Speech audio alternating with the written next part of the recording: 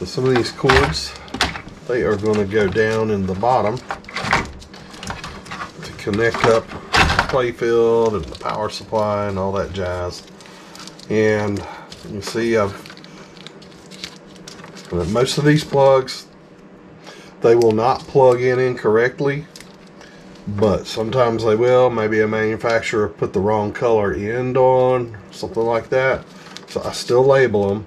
Whatever, like this one has A, this one has D, and I've labeled all the wires underneath as well, so they'll have something to match up to. Everybody got somewhere to go.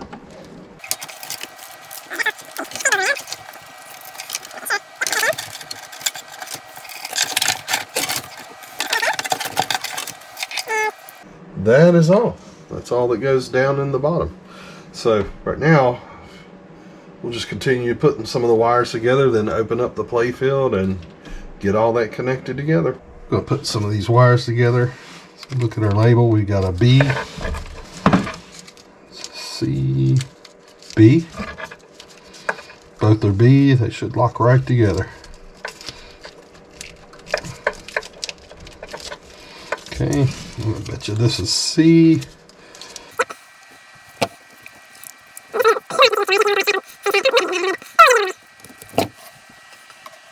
Interesting camera angle, but just going to be getting some of these plugged in. So I've got the ones from the playfield right here, wires from the back box over here. So now we're just going to try to match them. Need somewhere for the power supply to go. So this is one. So initially I'm betting it's this one because it looks so similar. I could be wrong. Oh, that's it. Just a good little hand exercise for you. Like I say, even though they look like they match, I still want to just verify by my labeling. You don't want to burn something up. The job is hard enough, man. There's some good strong wrists after this. Here I have it too. Okay, and if you notice, I'm also not pulling the labels off as I go. It's just in case things go awry. You may need to unplug or something again. Not always so easy to find the counterparts, especially when some like to fall back down. You just keep plugging along and get all these wires back home where they belong. And notice I've got this one over here. I want to find the matching plug for it, but I noticed this black wire has pulled out. It's black and yellow, I believe. I'm going to have to look that up and see which one it goes into, or the other end may have that black and yellow on the other side. Haven't found it yet. As a matter of fact, I may have lost it. So far I've only found one D. It's hiding good. So we had to take a break for the battery running out. The battery died. They live, they die. Just charge them up and put them back together. Let's see here. Okay, we've got a D and a D.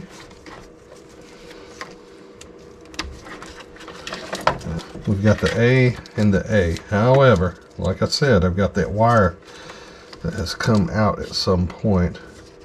Black and yellow. No clue where it goes. Let's see if we got a black and yellow here. I'm going to bet it goes here at the top right. Because if you have one black wire here, or over here, you have two black wires, and there's the yellow stripe. Didn't see it before, but yeah, top right corner, that's where that goes. Yep, and the terminal and everything stayed right inside there. That's going to be buggers. I don't believe I have the connectors to fix this with right now. So we'll have to place an order in for the connectors so I can get this all put back together. But I'm just going to sort of slip it in here for now, just so I know where it is. I'm going to be fixing this Molex now. I've already stripped the wire back and removed the pin. As you don't know if you saw before, I've already thrown it away, but the connector, here's the new one.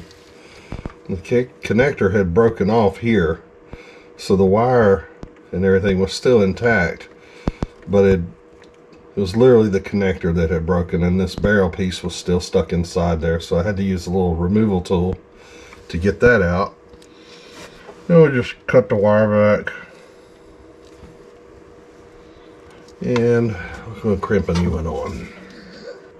And I bring it up, like to bring it up about flush there. Get that first click, that holds the piece. See? So all you got to do now, you push this in. You probably can't see in the video, but in here you can see the wire poking out. You just want the wire to come the width of the tool, basically, and this thing will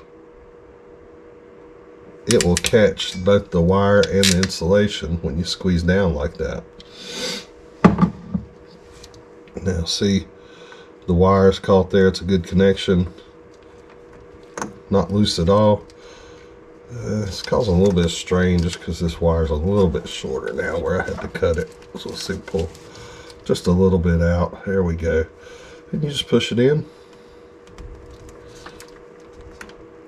Oh no, wrong hole. Well, that happens sometimes. The reason I show this is because a lot of people skip getting the tool. You got different size removal tools for different size connectors.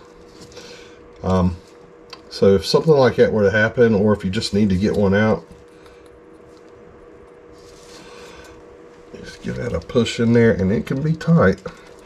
Once you get it in there, you just give that thing a push. Might not be in there far enough.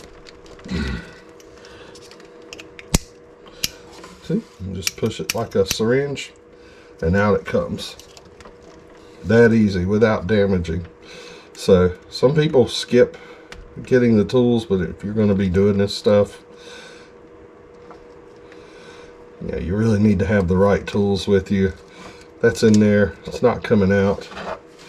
This thing is 10 to 15 bucks versus having to try to fool with getting that out. And that's how I did to get that broken piece out. I didn't even have anything to pull with, so you had to use this. Now we want to get this plugged back together. We've got A. Should go right together. All the wiring is back together.